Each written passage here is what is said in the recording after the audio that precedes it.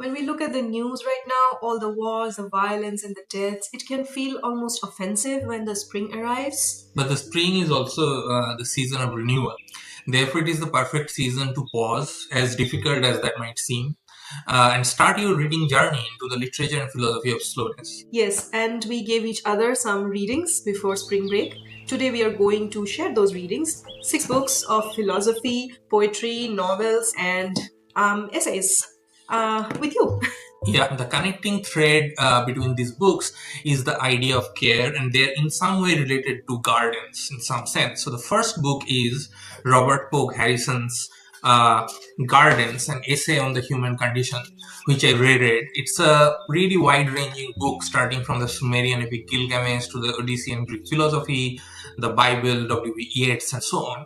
And the central idea is that care is a sort of cultivation or a sort of gardening within the mind. And it also explores the relationship between nature and human nature. I am glad that you asked me to read this book, and it also makes a great argument that gardens reflect philosophies in concrete terms. It reminds me of my grandfather's roses. Yeah, he has so many. I was very fond of his garden as a kid, some of the best memories of my childhood. So, the Epicurean philosophy, often mistakenly understood as mere enjoyment at any cost, is actually about the control of mental anxiety. So, I really suggest that you read this. There's also some really pretty pictures of gardens. Yeah. Yeah, actually, the Epicurean idea is called ataraxia, which is the cultivation of virtues of patience, hope, and gratitude. And it is a form of garden, right? Yeah, and what's perfectly befitting, I think, is the setting. Is that the setting of this Epicureanism is the garden? While, for instance, Socrates teaches in the agora or the open square of marketplace.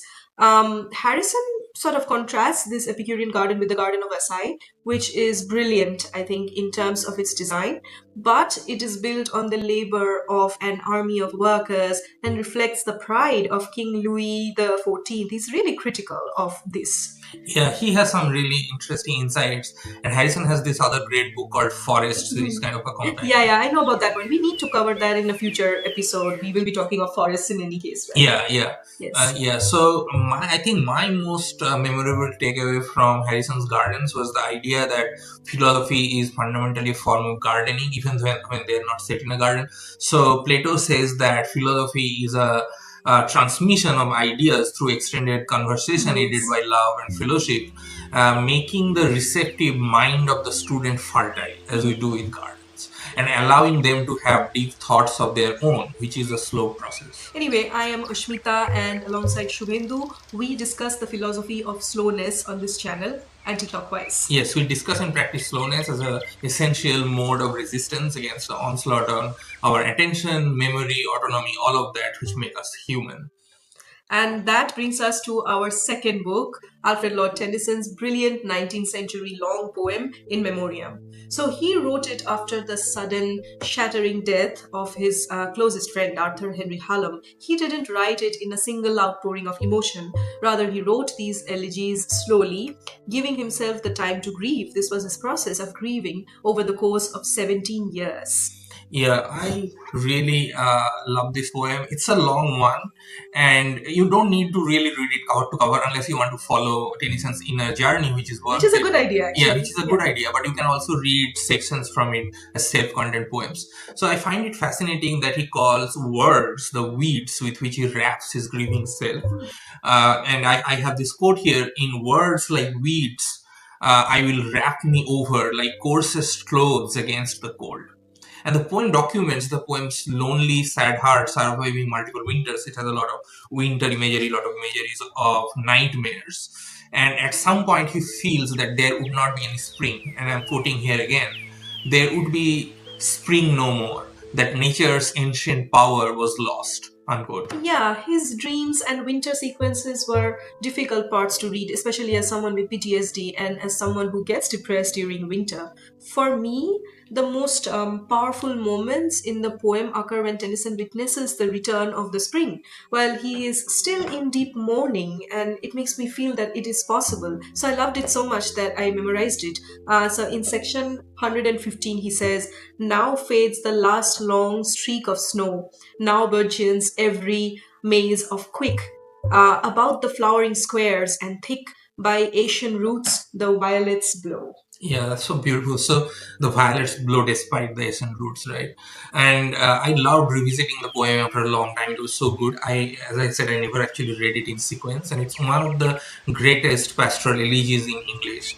And the convention in that genre of poetry is that you mourn the death of a young poet, and definitely In Memoriam is on a par with, Percy Shelley's Adonais, where he Yes, mourns Keats. the death of Keats, or perhaps even Milton's Lycidas. Yeah, but it's a little different because Shelley didn't really know Keats that Mhm. well, even though he admired his work, while Hallam was one of Tennyson's closest friends for real, and that gets reflected in how heartfelt In Memoriam is. It is truly one of my favorites. I think the greatest lesson that I learned from it is the realization that while the earth does not pause for our tragedy, it is our personal tragedy, there is still healing in the rhythm of nature. I have gone through some bad times like everyone does, and I did actually think that, okay, no matter what, nature does go on and nature is there for me. It is a necessary reminder that healing is not something you force, but it is a slow process that eventually pulls you toward, and perhaps even when you do not know that, it knows that you are ready. Yeah, In Memoriam is also a poem that explores the loss of faith and its restoration, and became sort of a Victorian Bible. And it also engages with Victorian science a lot, so the discoveries in geology and evolutionary biology and so on. And therefore, it became kind of a profound meditation on Victorian society. And if you want to know more about the Victorians, it's really no less than a Dickens novel. Well, I'm a Dickens fan myself, but then I must say that this poem does something which no novel can. Probably because there is some magic in poetry, some magic of its own, right? Yeah, it's so personal. Yes. But let's move from Victorian grief backward to 13th century Japan. How did you like Yes, yes. Hōjōki? I loved it actually. So, if Tennyson teaches us something about personal loss, the Buddhist monk Kamo no Chōmei, I hope I'm pronouncing it correctly, teaches us how to survive societal collapse. So, Hōjōki, which translates to an account of my heart, 10 was square foot hut, yeah. yeah, it was written after Kyoto was decimated by this series of bad events like earthquakes, fires, wars, and so on. So then Chōmei decided, enough, I will retreat to the mountains and build this tiny 10-foot square hut. And I'm really glad that you asked me to read this book because I have always been interested in Japanese Buddhism and I did not know of this important work. Yeah, it really reminds me of Thoreau's Walden. It has a similar contemplative Yes. quality and kind of similar sense of solitude and profound personal reflection. Yeah, I think that it is a really calming read, and yes, that's a good comparison. Chomei's hut on Mount Hino does remind you of Toru's cabin. So Chomei reflects on how different houses are built for different purposes. Some are built to showcase wealth, some are built for family, and then he says that, and I need to quote here. He says that I have built this house for myself and for no one else. And I also love how immensely observational Hōjōki is. That it really helps you calm down. He describes, for example, watching a boat on the river outside and watching each wave. I remember I used to do the same on boat rides as a kid, feeling the coolness of the water with my hand and seeing the water pass by. Mhm. Yeah, that's really an amazing point because Chome does find tranquility through observation of the smallest, slowest aspects of nature around his heart. Yes. And that also brings us to the novel by the Malaysian writer. He writes in English. Yeah, his name is Twan. I hope I'm pronouncing the name correctly. It's called The Garden of Evening Mists. And I'm glad that you recommended it. It really goes well, I think, with Hōjōki. It was a book that was shortlisted for the Booker and it eventually won the Walter Scott Prize for historical fiction. And it really has one of the most memorable opening sentences that I have read in recent times. It goes like, on a mountain above the clouds once lived a man who had been the gardener of the Emperor of Japan. Yeah, in a way, I think it's also like the Japanese philosophical text, Hōjōki. It's slow and contemplative, and it is very calming, I think. Yes, yeah, definitely. I mean, it shows a way of overcoming hatred in a politically charged backdrop, and I think Twan has really great sense of description, both the historical as well as the ecological. The novel is set in the 1940s, and the protagonist Yoon Ling survives a brutal Japanese internment camp during World War, and then she retires from Kuala Lumpur to settle down in the hills. She hates everything Japanese. Yeah. Initially, she hates everything, but eventually she becomes the apprentice of the former gardener of the Emperor of Then she Japan. loves it. Yeah. Nakamura Aritomo is his name, and we know through flashbacks that the gardener himself was exiled from Imperial Japan after a dispute with his Emperor Hirohito. So Aritomo begins by building something called Yugiri, which means literally a garden of evening mists. And gradually, in the course of the novel, Aritomo and Ling become lovers. And then there's this Japanese gardening called Shakkei. Yeah. It's an existential kind of Japanese gardening concept which is explored in the novel. And the novel says, and I'm quoting, that it's the idea of the borrowed scenery where the gardening initially starts. It is a form of deception within quotes, a way of training the mind in artifice. You need to kind of train the mind or deceive the mind into creating this gardening first, which then later prepares the self to turn the garden into an expression of higher spiritual states. Yeah, the novel unfolds through metaphors of gardening, and then there's traditional tattooing and tea ceremonies, and Buddhist philosophy grounding characters in a deep historical and ecological milieu, which kind of brings us to our next text, which is Thomas Hardy's Woodlanders, the Woodlanders, which both of us are rereading. Yeah, I'm really glad that I read it, and I absolutely loved it. I really love the rich descriptions and deep sense of setting that Hardy creates. And I really don't want to say that the setting is a character in Hardy, because it's more than that. Yeah, it's the ecology within which the characters function. Yes, true, absolutely. So in the Woodlanders, the forest is a massive ancient force that shapes human characters, and in the same ways as it shapes, leaves or birds. And I would never forget the description of Giles Winterborne.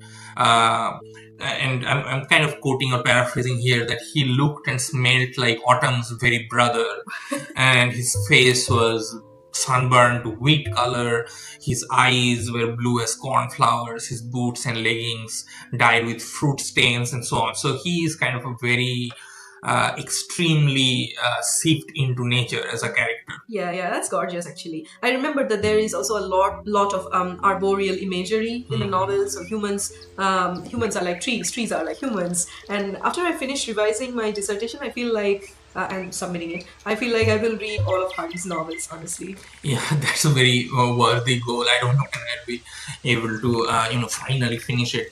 But my dissertation, but Woodlanders is very similar to The Return of the Native, which I think is my favorite Hardy novel. So there is a love plot and the isolated and evocative landscape. And in Hardy, always there is a tension between one lover who is kind of drenched into the landscape, is almost an extension of nature, and someone else who comes from the city or from the outside. And eventually the marriage plot becomes unhealthy or becomes mismatched due to a conflict between natural passions or the force of nature and social ambitions. Yeah, I feel like Hardy has a very tragic vision. There is also an immense, sort of heavy comfort in his prose. It really reminds us that we are not like masters of our times, and that is okay. It is important to feel life at its fullest, and focus on compassion, even though everything does not work out according to us. Everything does not revolve around us, right? Yeah.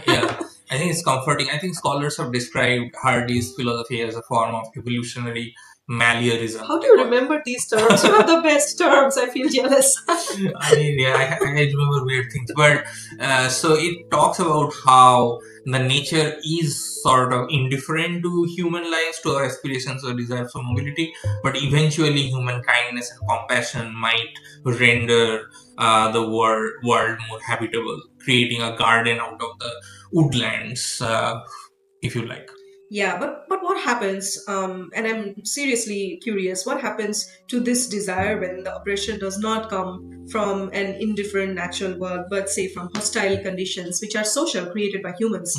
So I think we have to close this syllabus with a text that brings all of this philosophy directly into the soil. And in a brilliant book by Alice Walker, In Search of Our Mother's Gardens, Alice Walker looks at this immense historical trauma and the systemic social oppression, the oppression of Black women in the American South, and it asks how they manage to keep their creative and spiritual energies alive despite everything.